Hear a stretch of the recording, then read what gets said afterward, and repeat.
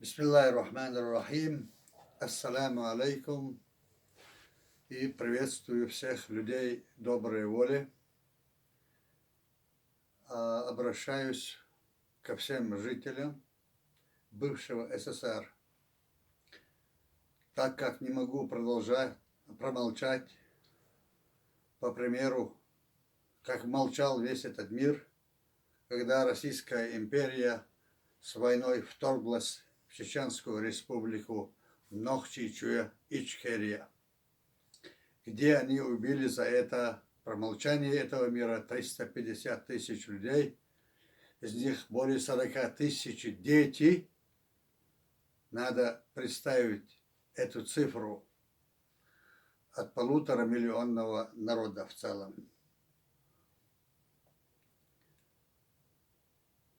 И обращение мое основано на призыве всех, кто слышит, выступить против российско- или русско-украинской войны, так как Россия планирует закончить начатое в 2014 году по оккупации всей Украины. И призывы были, мы знаем, взять Киев. По центральным телевидениям это все вещалось в России. Россия не может быть полноправной империей без Украины. Поэтому ей она очень нужна. И Украина, она сама по себе большая. И земли богатые, плодородные. И людской ресурс тоже задействовать для целей этой империи зла. Российская империя задействует все народы бывшего СССР в этих своих грязных войнах. Войнах абсолютно ненужных этим народам, в том числе и русскому народу не нужна эта война. Только имперцы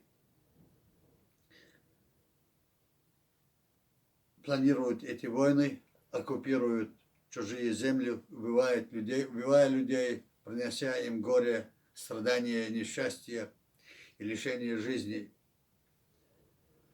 Это продолжается, мы уже знаем, вот уже 300 лет. Эта империя терроризирует и гнобит эти народы. Поэтому наш призыв отстраниться от этой войны, не принимать в ней участие. Кто пойдет на эту войну, либо будет убит, либо будет опозорен и будет сам убийцей.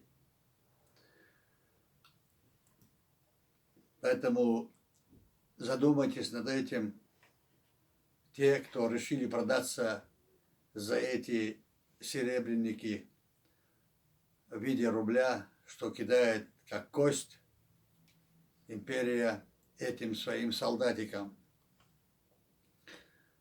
Мы знаем, что Москва оккупировала все бывшие республики СССР, за исключением прибалтийских, как Украину, Молдову, Грузию, Чечению, Азербайджан и также страны Средней Азии.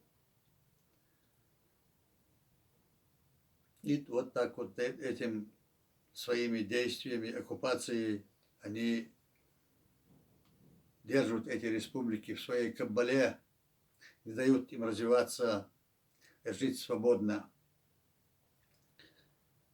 Нет войне. Желаем Украине и всем народам стойкости, победы над врагом ненавистным. С уважением ко всем людям доброй воли, я, как Нохчева чеченец, не смог промолчать и не сказать свое должное слово в этом вопросе. Желаю всем всего доброго. До свидания. Живите с миром.